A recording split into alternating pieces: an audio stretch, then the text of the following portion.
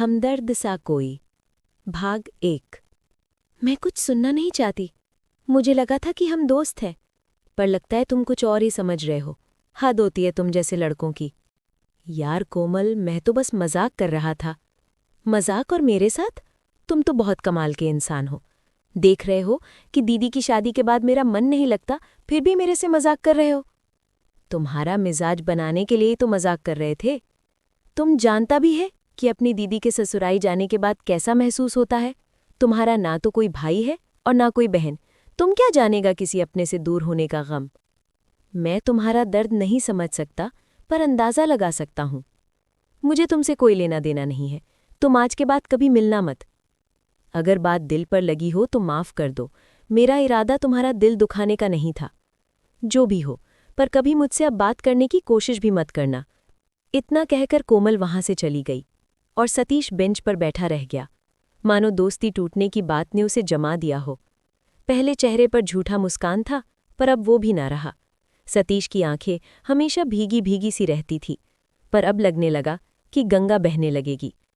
1 सप्ताह पहले कोमल की दीदी का शादी हुआ। वो जिसे वो सबसे करीब मानती थी। लाड प्यार तो छोटी होने के कारण उसे माँ बाप से ज्यादा मिलता था, पर कोमल की दीदी उसकी सबसे अच्छी दोस्त थी, जिसे वो अपनी सारी दुख सुख साझा करती थी। वो कोमल की गलतियों को ठीक करती और किसी काम में अगर ज़रूरत हो तो मदद भी करती। अपनी दीदी की शादी के बाद कोमल खुद को अकेला मानने लगी, इसलिए शायद सतीश का मजाक को वो गहराई से ले ली। दीदी की शादी के बाद घर के सभी सदस्य उसे सहानुभूति भरी नज़रों से देखने लगे, जो कि कोमल को बिल्कुल भी अच्छा नहीं लगता। अब घर की छोटी शरारती लड़की को बड़ी और सयानी बनना था। कोई भी आता और 2-4 ज्ञान दे जाता, जो कि उसे पसंद नहीं था, और इसलिए वो बात बात पर चिड़चिड़ी हो गई और अकेलापन महसूस करने लगी। सतीश ये बात जानता था कि जब लोगों को अकेलापन पसंद आने लगता है और वे चिड़चिड़े हो जाते हैं, तो वो नादानी करने लगते हैं और अपनों का दिल दुखाने लगते हैं। वो थोड़ा हंसी मजाक करके कोमल का दिल बहलाना चाहता था। सतीश के कोमल से दोस्ती हुए 2 सप्ताह भी अभी नहीं हुए थे। यहाँ तक कि कॉलेज में सतीश और कोमल की आपस में दोस्ती कब हुई, ये कहना भी बहुत मुश्किल था। दरअसल उनके बीच बाकियों की तरह दोस्ती था ही नहीं, बस सहपाठी थे और दोनों को एक दूसरे को जानने लगे थे, तो उनमें दोस्ती पनपने लगी थी। इसलिए सप्ताह भर से शाम को क्लास के बाद जब मिलते थे तो बात कर लिया करते थे। पर अचानक कोमल का बदला हुआ व्यवहार सतीश को पसंद नहीं आया। वो नहीं चाहता था कि उसके जैसे कोमल भी ऐसी स्थिति में अपनों के साथ दुर्व्यवहार करे। इसलिए वो पहले कोमल के करीब आना चाहता था, फिर एक अच्छा दोस्त बनकर उसे उसके अपनों के रिश्तों को पहले की तरह बनाए रखने में मदद करना चाहता था। कोमल को उसके निजी जीवन में दखलंदाजी पसंद न था, और वो सतीश के सोच को भांप चुकी थी, इसलिए उसके साथ ऐसा व्यवहार करके वहां से चली गई। सतीश अब बेंच से उठा और समुद्र के किनारे लगे बैरियर से लदकर खड़े खड़े समुद्र को निहारने लगा। एक के बाद एक उसे सारी बातें याद आने लगी, अभी की भी और 6 साल पहले की भी। लोगों के लिए सतीश इकलौता था, पर ऐसा 6 साल पहले नहीं था। तब उसका एक छोटा भाई भी था, जो कि मलेरिया के तेज बुखार के कारण देह छोड़ गया। तब सतीश की उम्र 12 वर्ष होगा और उसके भाई राकेश की उम्र मात्र 8 वर्ष। यूं तो अब 6 वर्ष बीत चुके थे, लेकिन सतीश के जहन से भाई की मौत का मंजर कभी गया ही नहीं। जाता भी कैसे? राकेश जाते जाते ऐसा कुछ कहकर ही गया था, दादा, हम तोर ही हिस्सा खइबो, सैले हमरा मुरावे लागल है ने, हमर बेसले इलाज नाई करवे लागल है ने, देख लेबे तोरा मुरलो बाद, चैन से नाई जिए देबो, तोरा भूत बन के डरावत रहिबो।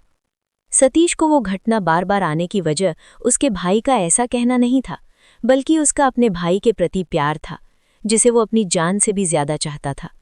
तभी तो कॉलेज में किसी लड़की के करीब आकर उसका दुख बांटना चाहता था, पर वो अपनी भावनाओं को व्यक्त करने का आदी नहीं था, इसलिए कभी किसी से दिल नहीं लगा पाया। जब राकेश बीमार पड़ा तो पहले गांव के कंपाउंडर को बुलाया गया। उसने राकेश को कुछ दवाई दी, पर इससे कोई राहत नहीं हुआ, तो उसने राकेश को जल्द से जल्द शहर के किसी बड़े डॉक्टर से दिखाने को कहा। पर सतीश के माता पिता डॉक्टर को दिखाने के बजाय डायन भूत करने लगे और ओझा भगत ढूंढने लगे। सतीश पढ़ने लिखने जाता था, इसलिए उसका विरोध किया, पर घर वालों ने उसे उल्टा ही समझा दिया। बेटा, जब दवा काम नहीं आता है तब दुआ काम आती है, और वैसे भी हमारे तो वैद्य महाराज महान थे, ये अंग्रेजी दवाएं उनके सामने कुछ नहीं था। सतीश भी ताव में आ गया और बोल दिया, इतना महान था तो मरने से पहले कोढ़ का शिकार काहे ले था? अपना इलाज क्यों नहीं कर लिया? और उसे इसका भी उत्तर मिला, बेटा, कुछ भाग्य का लिखा भी भोगना पड़ता है। लहरें आती और जाती, हर बार कोशिश करती सतीश के आंसुओं को साथ ले जाए, और सतीश के आंसू थे कि हर बार लहरों को दगा दे जाती। वो पैमाने पर भरे होते पर छलकते ही नहीं। आज तो उसे एक अच्छे दोस्त को पाने से पहले खोने का भी गम था। कई बार कोशिश किया किसी को अपना परछाई बनाने की, पर ऐसा कोई दोस्त मिला ही नहीं, और न उसके भाई की कमी कोई पूरा कर पाया। उसे आज भी याद है कैसे उसने कहा था कि दादा, हमरा झिलिया खाए के मन करे लागल हो। वो खुशी खुशी गांव में बने बनिए के होटल में गया। जिस भाई को खाने में कोई भी चीज़ पसंद नहीं आ रहा था, वो झिलिया मिठाई खाने की फरमाइश कर रहा था। सतीश जब तक घर पहुंचा तब तक घर में बहुत भीड़ हो चुकी थी। सभी राकेश को चारों ओर से घिरे हुए थे। माँ और दादी उसके हाथ को सहला रही थी। बापू और काका पैर सहला रहे थे। सतीश को देखते ही उसके दादाजी बोले, छुटका के बगल में बैठ के एक हाथ सहलाओ। दादी राकेश का हाथ सतीश की ओर बढ़ा दी। अपने हाथ में लेते ही राकेश ने सतीश का हाथ पकड़ लिया, पर सतीश ने हाथ छुड़ाया और उसे सहलाने लगा। भाई से लगाव ऐसा था कि मरते मरते राकेश सिर्फ सतीश को देखता रहा, और जब तक उसका अंतिम संस्कार न हुआ, सतीश को सिर्फ ये लगता था कि राकेश तो बस सोया हुआ है। वो कुछ देर बाद उठेगा और कहेगा कि दादा, हमर झिलिया मिठाई दे। समय बीता और सतीश अगली कक्ष में प्रमोट हो गया। उसके स्कूल के कई दोस्त अपना ट्रांसफ़र करवा लिए। जो बचे थे उन्होंने अपना अपना अलग मंडली बना ली। कोई दर्द कम करने वाला मिला नहीं, इसलिए वो अकेला और शांत हो गया। नए दोस्त सतीश के अतीत के बारे में नहीं जानते थे, और उन्हें वो बताना चाहता भी नहीं था। वैसे भी अतीत को याद करने से क्या लाभ? लोगों को तो वर्तमान में जीना चाहिए। लोग उसे इकलौता समझते थे और ताज्जुब करते थे कि इसके जैसा सीधा और शांत लड़का इस दुनिया में कैसे पैदा हो गया। सतीश अक्सर अपना मिजाज ठीक करने के लिए साहिल की ओर आता। बेंच पर बैठकर लोगों को आते जाते देखता या फिर लहरों को चट्टानों से टकराते देखता। आज भी वो यही करने यहाँ आया था, पर कोमल को 3 दिन से रोजाना आते देखकर उससे रहा नहीं गया और उसका हमदर्द बनने की कोशिश किया। इतना वर्ष बीतने के बाद वो अपने भाई के बगैर रहने के लिए सीख चुका था, तो उसने बैरियर को कस के पकड़ा, पैर को बिना हिलाए अपने शरीर को हाथों के सहारे पीछे किया, लंबी गहरी सांस लिया और धीरे से उसे छोड़कर वापस जाने के लिए मुड़ा। तभी उसे किसी की आवाज़ सुनाई दी, अरे सतीश, कैसे हो? सतीश बड़े हैरत से जवाब दिया, ठीक ठाक, पर यही ना कि इतने दिनों के बाद भी तुम्हें कैसे पहचान लिया? अरे भाई, सिर्फ कद बढ़ा है तुम्हारा, शक्ल वही का वही है। हाँ, पहले हमेशा हंसता हुआ रहा करता था और अब दिखने में रोंदू लगते हो। दरअसल भाई, तुम तो मुझे पहचान लिए, पर मैं तुम्हें पहचान नहीं पा रहा हूँ। क्या बार यार, मैं तुम्हारा बचपन का दोस्त हर्ष हूँ। मतलब मैंने स्कूल क्या छोड़ा, तुमने मुझे भुला ही दिया। हर्ष नाम तो याद है, लेकिन शक्ल नहीं पहचान पाया, इसके लिए माफ़ कर दो।